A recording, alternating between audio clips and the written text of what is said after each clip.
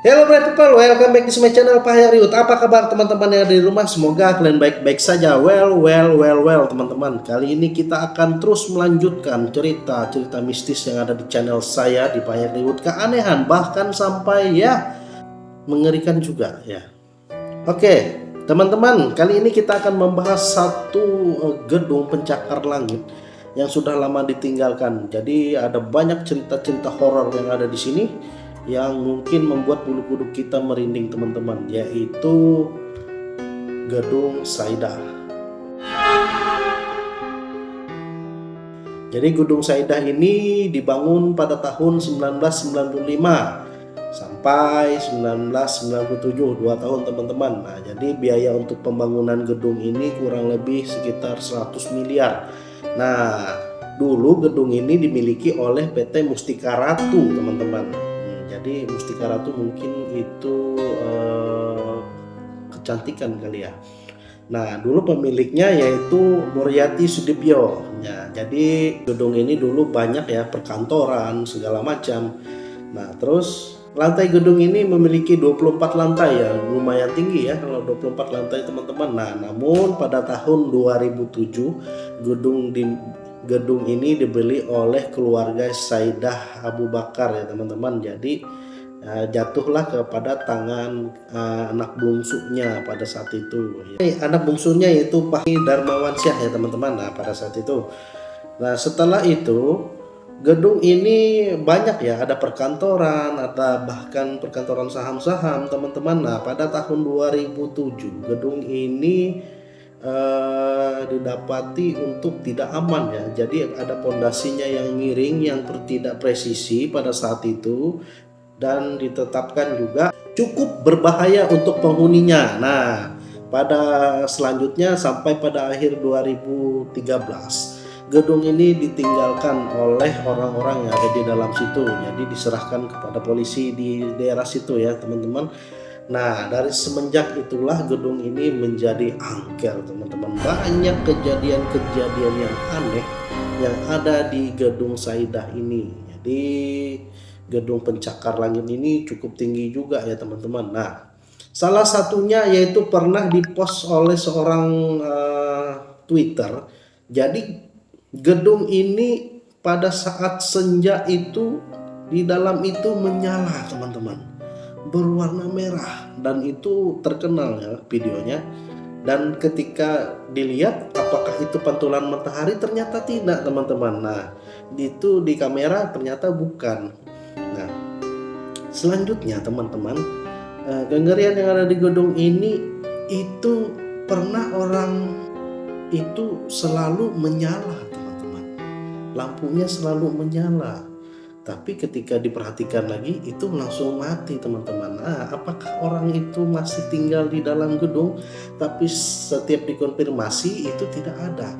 Sampai pada juga ceritanya ada orang yang mengawasi di situ teman-teman, sering naik ya, dia menemukan keranda yang ada di gedung itu. Tapi tidak selamanya ada keranda mayat, itu kadang-kadang dia bisa keranda itu bisa menghilang ya teman-teman. Aneh ya teman-teman ya. Jadi saya bingung juga, mungkin gedung yang lama kita tidak tinggali itu akankah menjadi tempat-tempat orang gaib atau tempat-tempat jin, atau bahkan ya teman-teman penghuni-penghuni di luar manusia teman-teman. Apakah seperti itu? Dan juga diketahui oleh sering di situ kan dibersihkan oleh penjaga kebersihan yang punya pemerintah punya. Nah, orang-orang di situ sering melihat wanita berbaju merah di lantai 14 teman-teman, dan itu sering hilang. Sempat kejadian dulu security yang mengamankan di daerah situ, dia mengantarkan seorang perempuan ya, waktu lift ini nyala itu pernah dia mengantarkan perempuan ini ke lantai 14. Dia tidak tahu. Nah, ternyata sesaat dia ngantar sampai di lantai 14, nah, tiba-tiba perempuan itu menghilang. Ada akhirnya penjaga itu pingsan di dalam lift, ditemukan di dalam lift teman-teman oleh rekan-rekan lainnya. Wow, gitu angker juga Menara Saidah ini teman-teman. Jadi di tengah-tengah kota ini loh masih ada yang cukup angker seperti itu. Dan juga orang yang sering juga ya di daerah situ pernah lewat juga sering mendengar suara-suara tangisan-tangisan yang tidak jelas di situ teman-teman. Jadi orang lewat situ ketika nongkrong di situ dekat gedung itu sering mendengar suara tangisan juga.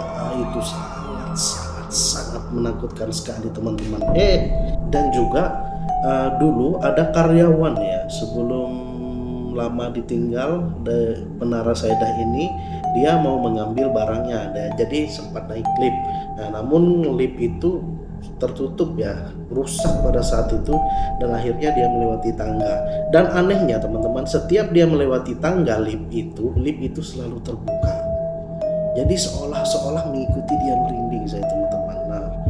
Nah itu ya, itu karyawan yang pernah bekerja di situ, dia mengambil barangnya. Anjir, saya nggak berani teman-teman ya.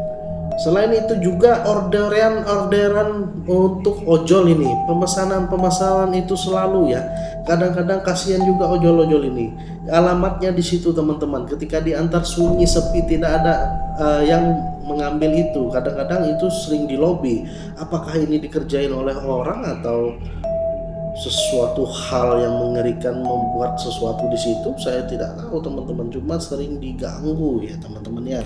Nah, infonya teman-teman, mengapa Menara Saidah ini cukup angker? Karena ceritanya bahwa menara itu dibangun di atas kuburan orang-orang lama teman-teman.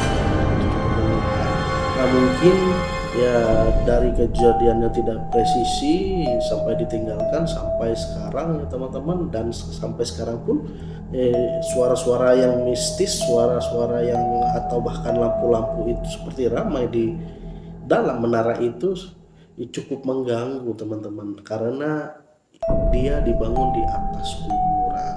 Nah itu ya mungkin menjadi tempat yang angker ya, salah satu menurut saya tempat yang angker di Indonesia yang Menara Saidah ini teman-teman ya.